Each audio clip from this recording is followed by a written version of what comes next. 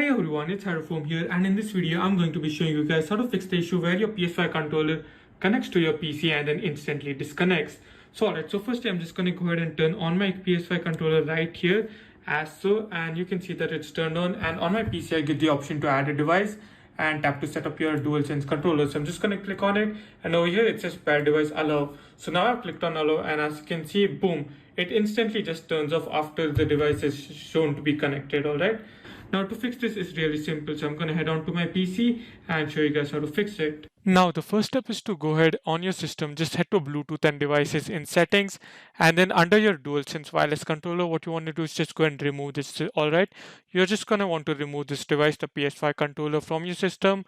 And now what you're going to do is just on your PS5 controller, you're going to click on this PS icon, press this icon right over here, and what this is going to do is going to go ahead and put your controller on sharing mode or pairing mode.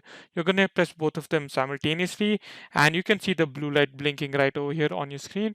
And now what you're going to do after this is just go and click on add device, and then go and click on Bluetooth. Now you're going to see DualSense wireless controller, just go and click on it, and boom, done. There you go, it's connected.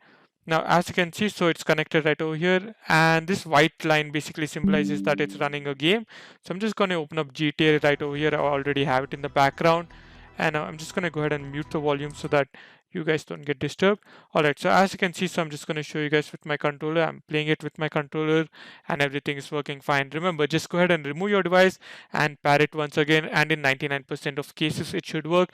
Now if this does not work, do comment below and I'm going to try and fix a solution or try to get a solution for you guys. Thank you guys for watching.